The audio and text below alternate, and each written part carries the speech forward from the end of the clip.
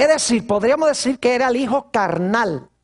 Y la razón por la cual se le llama el hijo según la carne es porque fue el fruto de la obra de Abraham para tratar de traer la salvación por sus propios esfuerzos. Es decir, el hijo del primer nacimiento nació según la carne. No nació por un milagro de Dios. No era el que iba a salvar a la raza humana. Era el producto de la obra de Abraham. Ahora, lo interesante es que la mujer que tuvo a este hijo se llamaba Agar, era una esclava egipcia.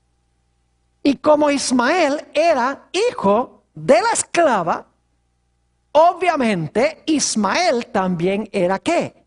El hijo según la carne era esclavo o era siervo. No era en realidad hijo de Abraham, nació en el primer nacimiento esclavo y fue el producto del intento humano de traer la salvación. Siendo esclavo, este muchacho no podía heredar nada de lo que pertenecía a Abraham.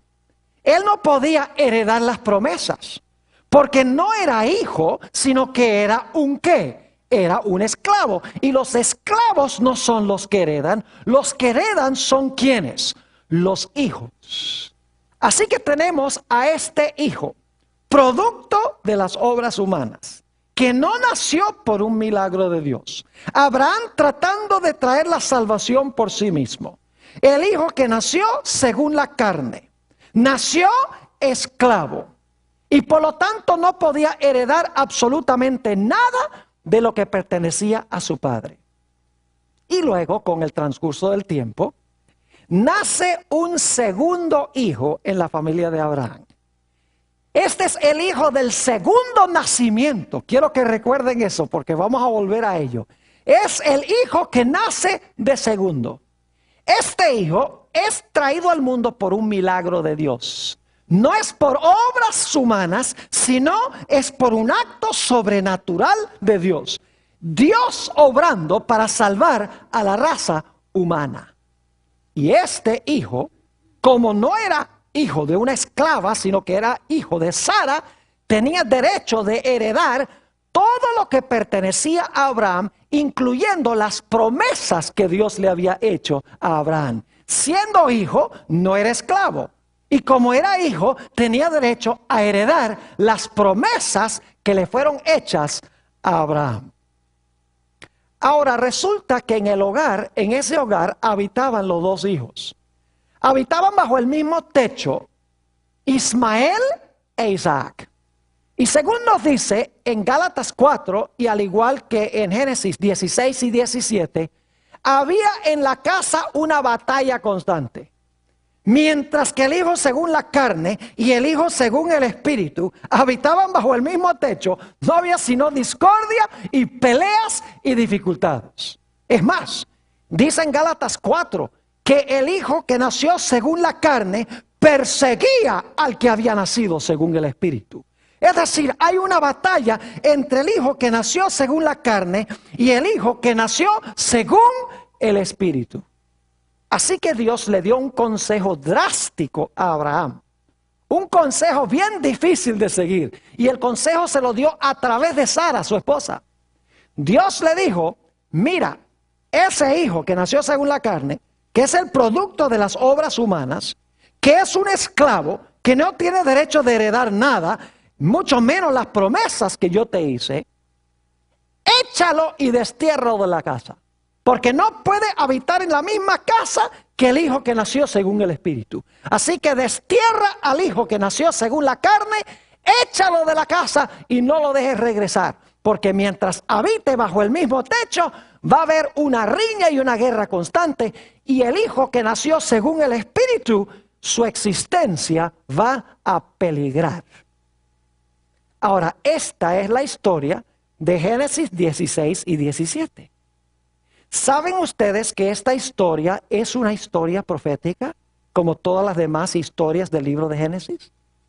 Si ustedes van a Gálatas 4, y vamos a ir allá ahora, si van a Gálatas 4, van a encontrar que el apóstol San Pablo dice que estas dos mujeres y sus hijos representan algo.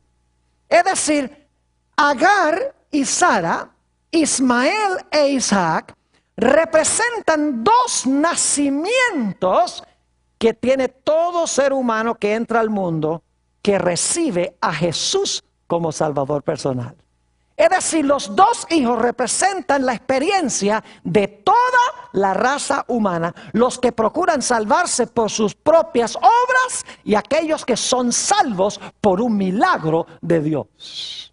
Eso es lo que dice Gálatas, el capítulo 4. Vayan conmigo allá, Gálatas 4, y vamos a leer los versículos 24 al 26. Gálatas 4, 24 al 26. Van a encontrar que estas dos mujeres representan dos pactos. Dice allí en el versículo 24, el apóstol San Pablo, lo cual es una alegoría. Es decir, lo que pasó allá es una alegoría o una parábola, podríamos decir. Pues estas mujeres son los dos ¿qué? Son los dos pactos. Las dos mujeres representan los dos pactos. Ahora escuchen bien. El uno proviene del monte Sinaí, el cual da hijos para esclavitud. Este es ¿qué? Agar. Porque Agar es el monte Sinaí en Arabia. Y corresponde a la, ahora escuchen bien, y corresponde a la Jerusalén actual. Pues esta, junto con sus hijos, está en esclavitud. Mas la Jerusalén de arriba, la cual es la madre de todos nosotros, es que es libre. Ahora, eso suena un poquito complicado, así que permítame explicarles lo que está diciendo. Se mencionan dos pactos. Un pacto es el pacto que se hizo ¿dónde? En el monte Sinaí. Y representa a la Jerusalén que existía en los días del apóstol San Pablo.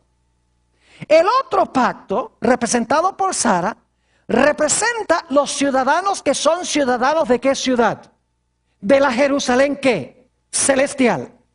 Es decir, hay dos Jerusalenes.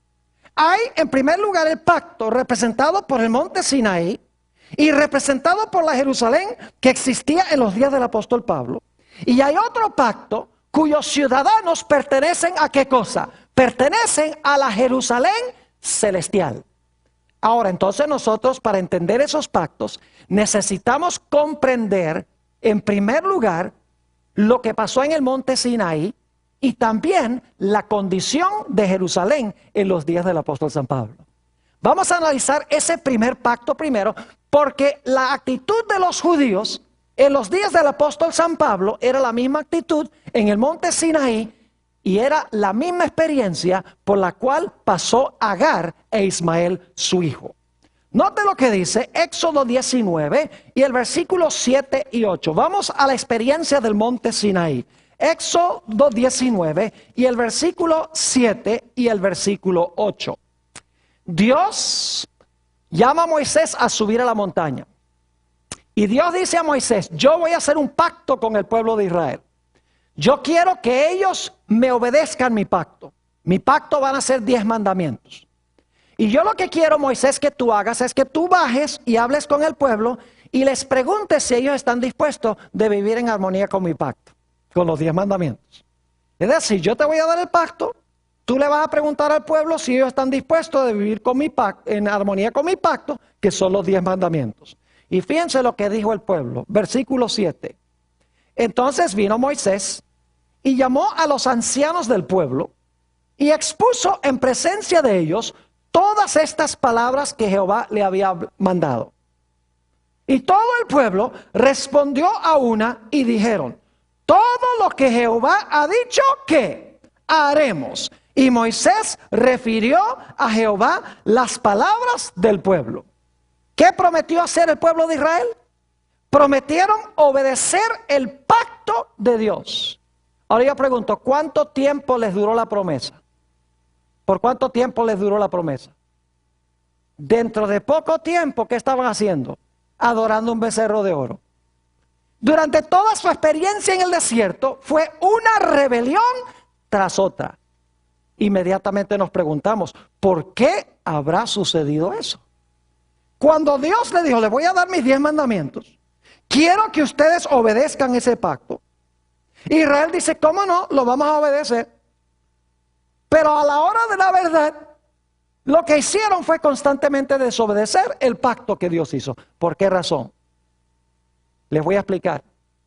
Es porque el pueblo de Israel quería obedecer el pacto por sus propios esfuerzos. Así como en el caso de Abraham, procuró traer la simiente por sus propios esfuerzos. El pueblo de Israel pensaba que podía obedecer la ley de Dios por sus propios esfuerzos. Y dijeron, todo lo que Jehová dijere, eso haremos. Pensaban que podían obedecer la ley sin nacer de nuevo, sin tener un cambio de su corazón. Y claro, con la ley en tablas de piedra, esto era una ¿qué? Una imposibilidad. Ahora yo pregunto, en los días del apóstol San Pablo, la Jerusalén que existía en esa época, ya leímos en Gálatas 4:25, que no solamente Agar representaba al pueblo judío en el monte Sinaí, donde tenían la ley en tablas de piedra, dijeron todo lo que Jehová ha dicho eso haremos, pero lo querían hacer con sus propios esfuerzos, como Abraham cuando tuvo a Ismael, y no pudieron hacerlo. Yo pregunto, ¿era esa la misma situación en la cual se encontraba Jerusalén en los días del apóstol San Pablo? El pueblo judío también decía, sí, nosotros tenemos la ley, nosotros tenemos los pactos, nosotros somos los obedientes a Jehová. ¿Era así? Claro que sí. Buscaban salvarse por sus propios ¿qué? Por sus propios esfuerzos y rechazar ¿a quién? Y rechazar a Jesús. Así como Abraham procuró traer la salvación por sus propios esfuerzos, trayendo al mundo a Ismael, el pueblo judío en el monte Sinaí procuró obedecer a Dios por sus propios esfuerzos. Y en los días del apóstol San Pablo procuraba salvarse por sus propios esfuerzos, sin Jesús, sin tener el Hijo de la promesa. Note lo que dice Romanos 10 y el versículo 3 sobre la experiencia del pueblo de Israel. Romanos el capítulo 10 y el versículo 3 describe la experiencia de Agar, por así decirlo, la experiencia de Ismael. Dice allí en Romanos 10:3, porque ignorando la justicia de Dios y procurando establecer ¿qué cosa? La suya propia, no se han sujetado ¿a qué? No se han sujetado a la justicia de Dios. ¿Qué estaba haciendo el pueblo judío en los días del apóstol San Pablo? Estaba procurando establecer su propia ¿qué? Su propia justicia por sus propias obras. Estaba, en otras palabras, por sus propias obras tratando de ganar la salvación.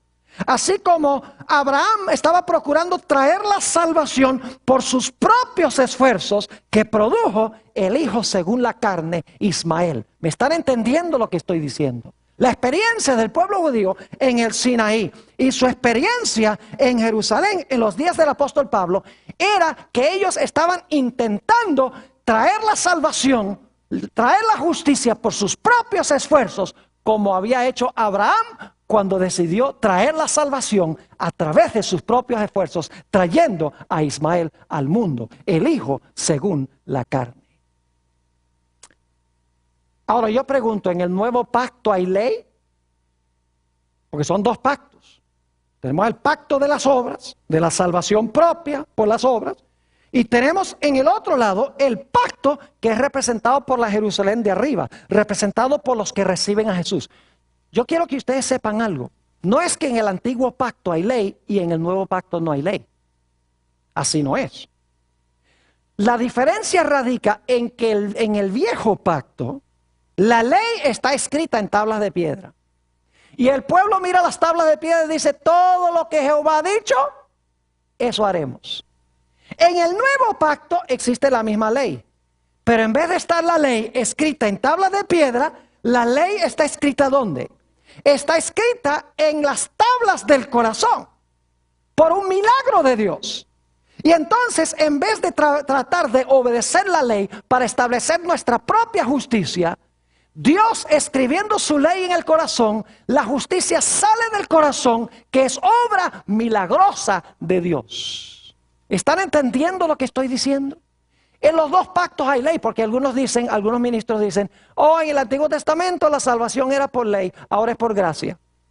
En el Antiguo Pacto la salvación era